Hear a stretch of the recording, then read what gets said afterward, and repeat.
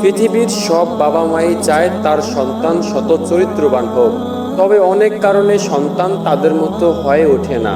তাই গর্ভ অবস্থায় কোন আমল করলে আপনার সন্তান নেককার হবে, চলুন জেনে আসি। এই পৃথিবীতে একটি নতুন প্রাণের আগমন, এটি শুধু একটি জন্ম নয়, এটি একটি আমানত।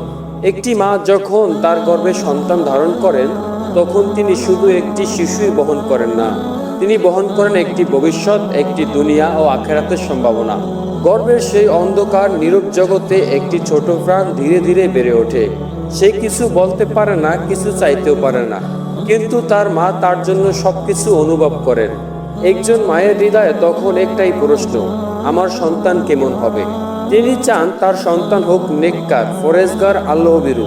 সে যেন মানুষের উপকারে আসে, সে যেন দুনিয়া ও আখেরাতে সফল হয়।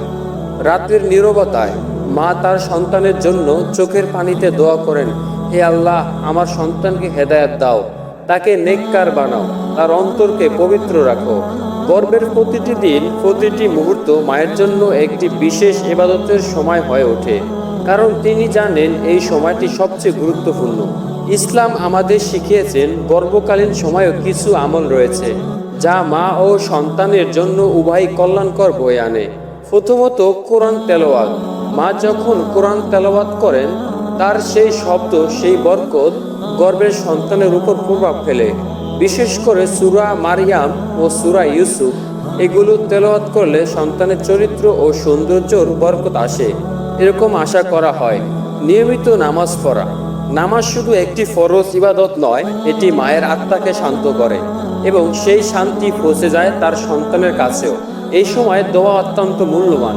মা তার সন্তানের জন্য যা চান, আল্লাহ তা কবুল করতে পারেন। হারাম থেকে বেঁচে থাকা। মায়ের প্রতিটি কাজ, প্রতিটি খাবার সন্তানের উপর প্রভাব ফেলে, তাই হালাল রিজিক, হালাল খাবার এই সময় খুবই গুরুত্বপূর্ণ। একজন মা যখন তার গর্ভে সন্তানের জন্য দোয়া করেন, তখন আল্লাহ সেই দোয়া শুনেন, কারণ একজন মায়ের দোয়া সবচেয়ে শক্তিশালী দোয়া। সেই ছোট্ট প্রাণটি যে এখনো পৃথিবীর আলো দেখেনি, তার জন্য একটি মা এত ভালোবাসা জমা রাখেন। তিনি কষ্ট সহ্য করেন, তিনি রাত জাগেন, তিনি নিজের আরাম ত্যাগ করেন শুধু তার সন্তানের জন্য। প্রিয় মা, আপনার গর্ভে যে সন্তান রয়েছে সে আপনার দায়িত্ব, আপনার আমানত। আজ আপনি যে দোয়া করবেন, যে আমল করবেন, তা আপনার সন্তানের ভবিষ্যৎ গড়ে দেবে।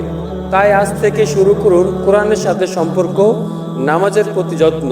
মনে রাখবেন, একজন নেককার সন্তানের জন্য একজন নেককার মায়ের প্রয়োজন।